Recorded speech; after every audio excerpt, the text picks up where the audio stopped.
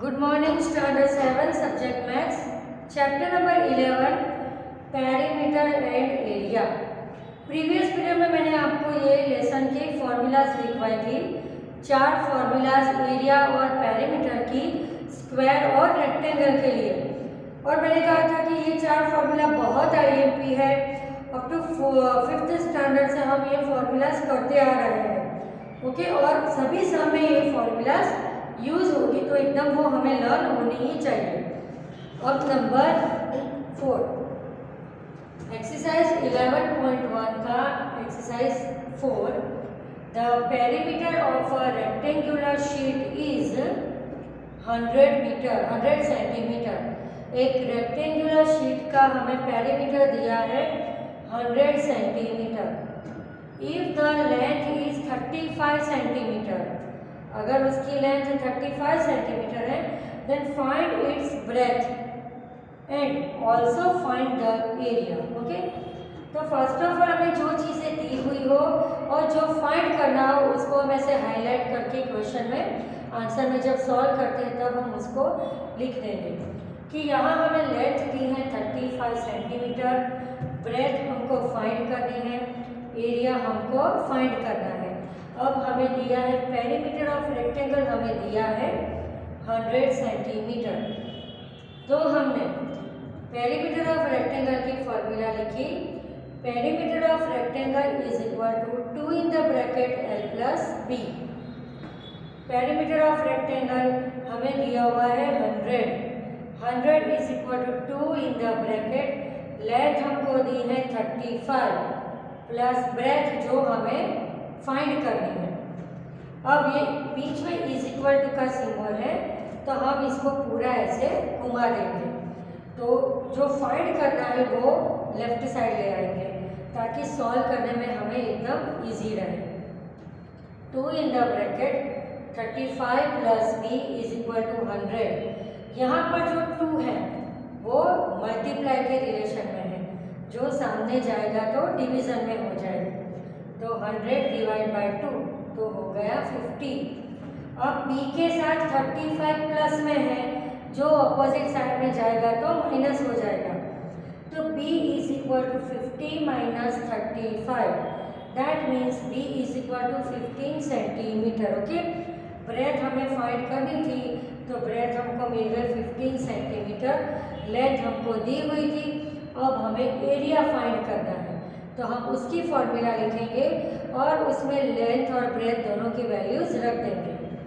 Area of rectangle is equal to l into b, जहाँ l हमें दिया है 35 सेंटीमीटर, ब्रेथ हमने फाइंड किया 15 सेंटीमीटर, दोनों का मल्टीप्लाई किया तो आंसर आया 525 centimetre square. Okay, 525 centimetre square.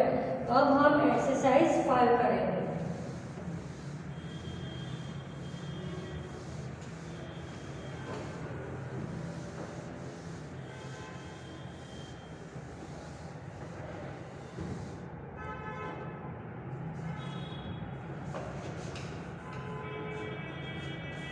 Exercise 5,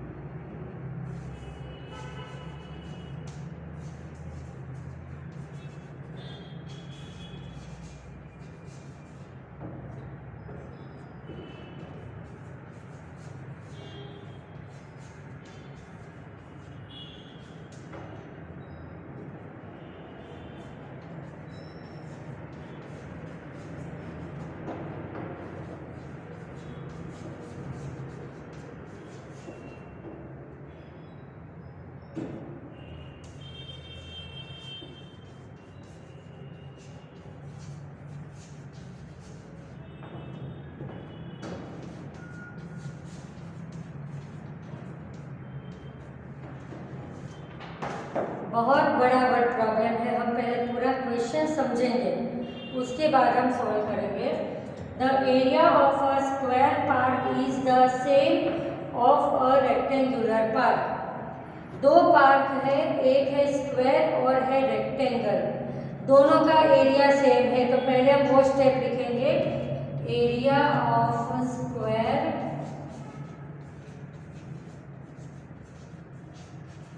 is equal to area of rectangle. पहले जो भी दिया हो उस तरह से हम सॉल्व करते जाएंगे, पूरा पढ़ने के बाद करने से और कंफ्यूजन बढ़ जाएगा। ओके, तो फर्स्ट हमें दिया है the area of a square park is the same as of a rectangular park. तो इज इक्वल टू लिख दिया। अब हम दोनों की फॉर्मूला लिखेंगे। एरिया ऑफ स्क्वायर की फॉर्मूला है L इंटू एल और एरिया ऑफ रेक्टेंगल की फॉर्मूला है L इंटू बी। अब हमें जो वैल्यूज दी है वो हम रखते जाएंगे। If the side of the square park is 60 metre, तो यहाँ हम 60 इंटू 60 लिख देंगे। ओके, ये L हमें सिर्फ स्क्वायर के लिए दिया है, तो रेक्टेंगल में जो L है वहाँ हम 60 नहीं लिख सकते। And the length of the rectangular park is 90। Rectangle की लेंथ दी है 90, तो हमें ब्रेथ फाइंड करनी है।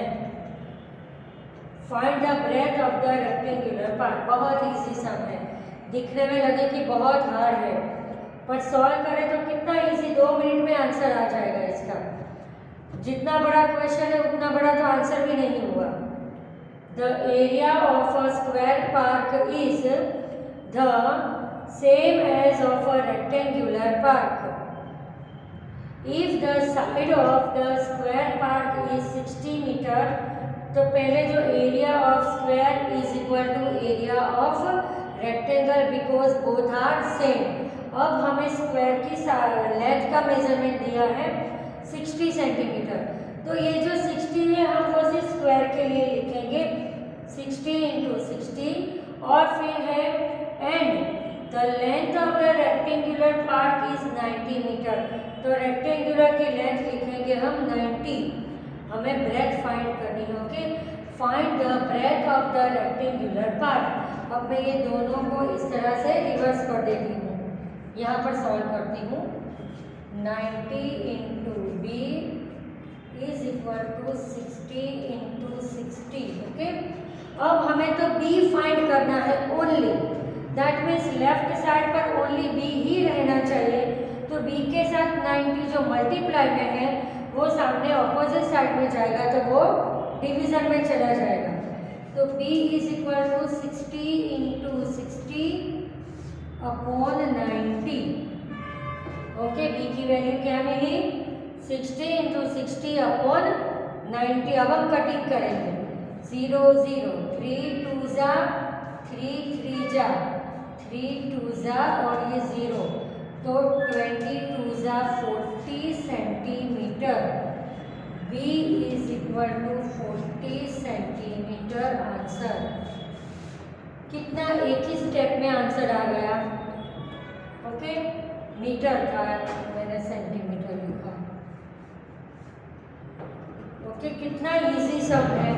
और क्वेश्चन देखकर लगा कि हम ये तो बहुत बड़ी मेथड होगी।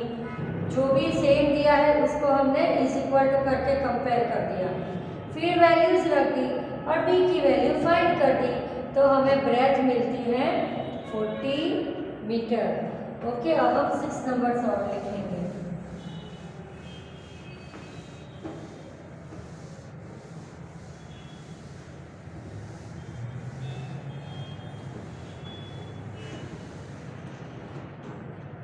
Exercise 6।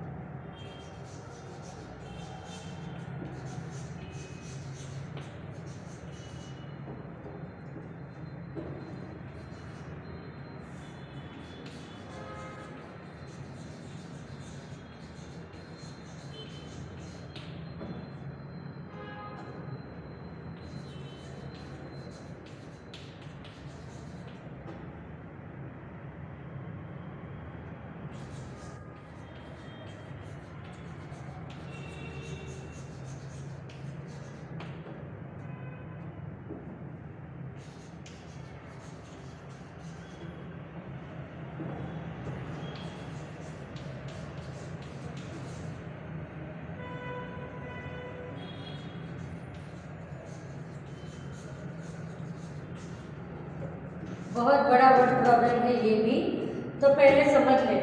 A wire is in the shape of rectangle, एक रेक्टेंगल शेप का वायर है।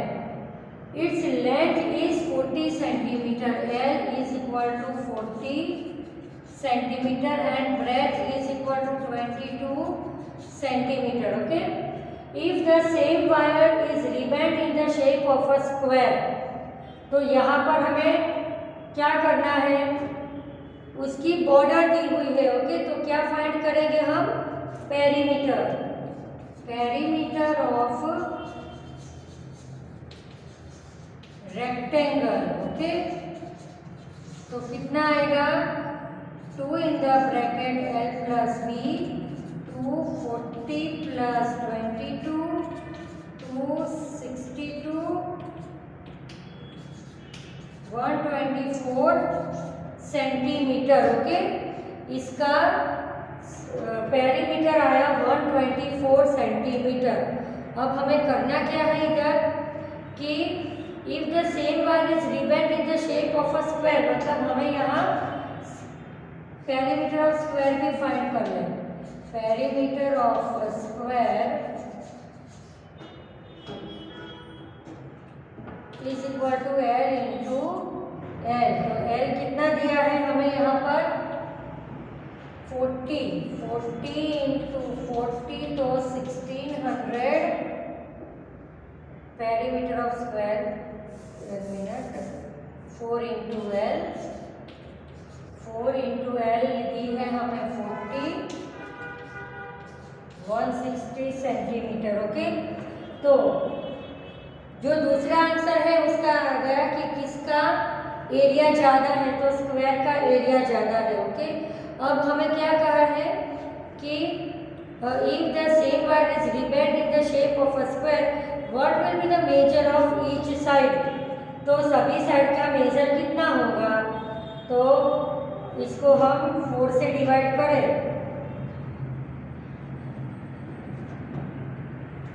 पेरीमीटर ऑफ स्क्वायर, मतलब जो हम 4L इज इक्वल टू ये 124, L is equal to 124 upon 4, 4 3 जा 12, 4 1 जा 4, तो L आया 31 सेंटीमीटर। मतलब अगर उसको स्क्वायर शेप में सभी तरफ हम करें, स्क्वायर बनाए वायर का, तो हर ईच साइड का मेजरमेंट आएगा 31 सेंटीमीटर। और एरिया किसका ज़्यादा है, तो एरिया ऑफ रेक्टेंगल और एरिया ऑफ स्क्वायर दोनों हम फाइंड करेंगे।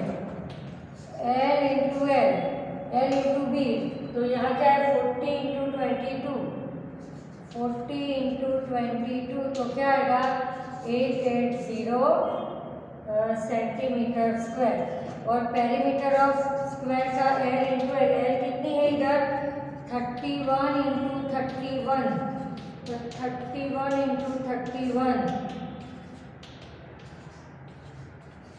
तो आएगा 3।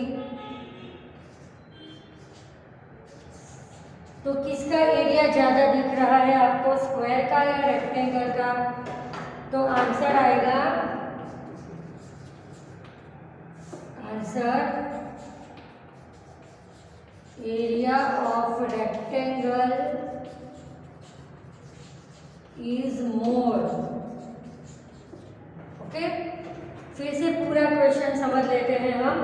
A wire is in the shape of rectangle, एक वायर को ऐसे रेक्टेंगल शेप में बनाया था, उसका लेंथ और ब्रेथ दी थी, तो हमने उसका पेरीमीटर फाइंड कर दिया। ओके, अब ऐसा कहा कि वही सेम वायर को अगर स्क्वायर शेप में हम अरेंज करें तो लेंथ कितनी आएगी, तो ये जो पेरीमीटर आया वो सेम ही हमने इधर कहा कि लेंथ तो उतनी ही है, दोनों पूरे वायर की एरिया तो लेंथ तो इतनी ही है। ठीक है, तो perimeter of square is equal to 4 into L।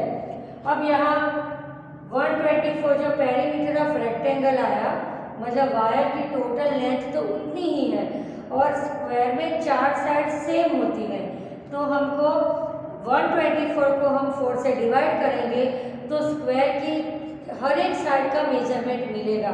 कि हर एक साइड 31, 31, 31, 31 इतने सेंटीमीटर की होगी।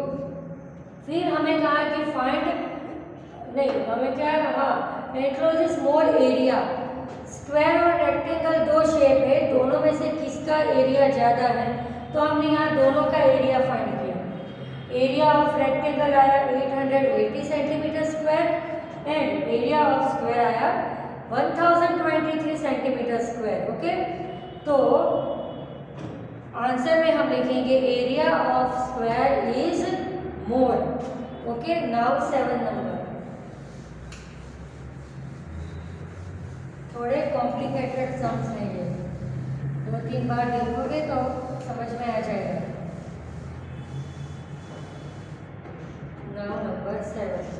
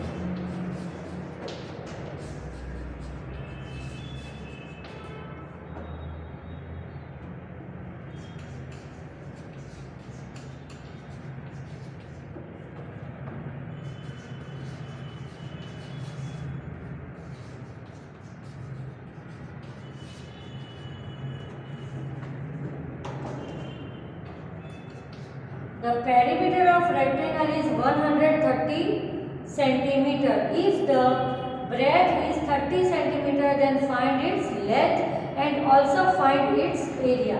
तो पहले हमें जो दिया है वो लिख देंगे कि perimeter of rectangle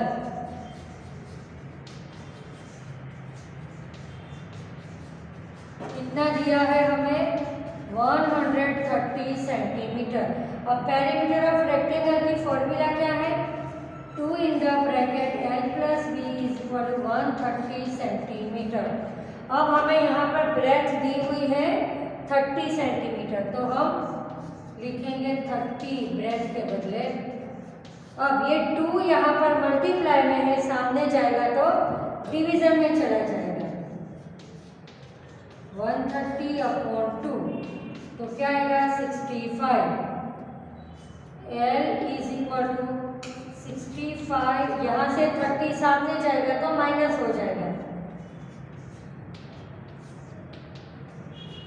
35 centimetre length आती है हमारी 35 सेंटीमीटर। अब हमें एरिया ऑफ रेक्टेंगल फाइंड करना है, तो उसकी फॉर्मूला लिख देंगे area of rectangle L into b. L कितनी है 35 और ब्रेथ हमको दी है 30 सेंटीमीटर स्क्वायर। ओके, 35 इंटू 30 कर दें,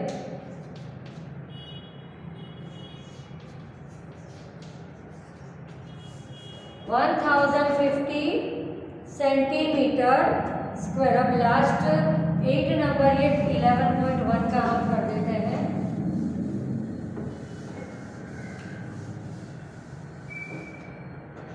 8 नंबर का सम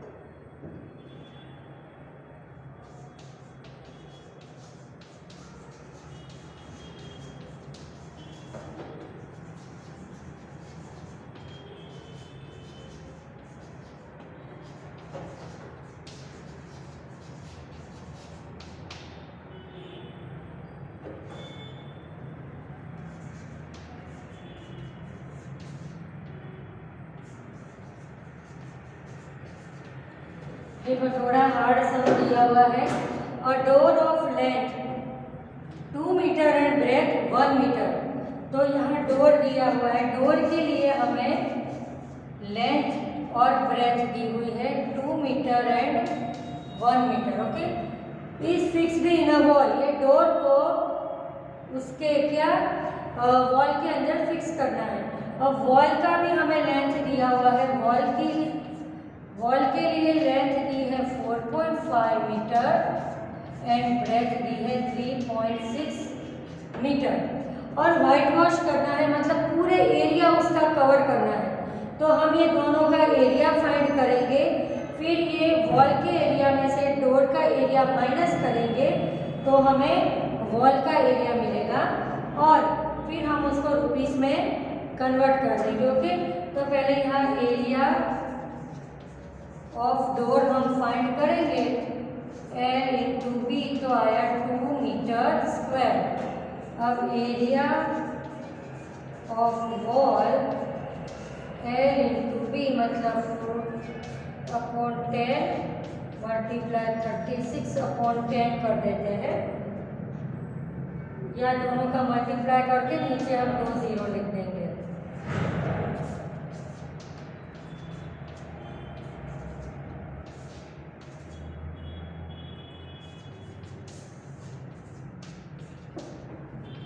वन 1620/100। ओके, 0 0 कट तो 16.2 मीटर स्क्वायर आया।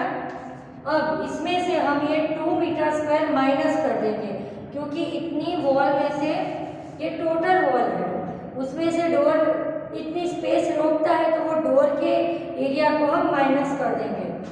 तो 16.2 minus 2 metre square is equal to 14.2 metre square. अब हम रुपीस के लिए लिख देंगे कि 1 मीटर स्क्वायर के लिए 30 रुपीज, देयरफॉर 14.2 मीटर स्क्वायर के लिए हाउ मेनी रुपीज। इसमें से डेसिमल निकाल के नीचे लिख दिया, कट कर दिया। 2 3 जा 6, 3 4 जा 12 का 2 कैरी 1, 3 1 जा 3 प्लस 4। आंसर आया 426 rupees. Okay, 1 metre door of length 2 meter and breadth 1 cm fixed in a wall. The length of the wall is 4.5 meter and breadth इतनी है. If the cost of whitewashing the wall, if the rate of whitewashing the wall is ₹20, यहाँ पर मैंने 30 लिख दिया, 20 दिया हुआ 20, तो 142 मल्टीप्लाई 20/10, 0 0 का 2 2 जा 4, 2 4 जा 8, 2 1 जा 2, ये आए रुपीस 284। ओके, फिर से समझ लें कि यहाँ हमें डोर और वॉल दो चीज़ें दी है, हमने दोनों का एरिया फाइंड किया। अब देखो, जब वॉल को पेंट करते हैं तो डोर के भाग अलग हो जाता है, मतलब उतना पार्ट कट हो जाता है वॉल में से, तो हमने वॉल के एरिया में से डोर का एरिया माइनस कर दिया। और फिर हमें हर बार पैसे के लिए किस तरह से स्टेटमेंट रखते हैं कि 1 मीटर स्क्वायर के 20 रुपीज़, देयरफॉर 14.2 मीटर स्क्वायर के कितने रुपीज़। सिंप्लीफाई किया तो आंसर आया ₹284। ओके, तो आज हमने एक्सरसाइज 11.1 कंप्लीट कर दी। तो नेक्स्ट पीरियड में हम एक्सरसाइज 11.2 के सम्स आगे बढ़ेंगे। Thank you.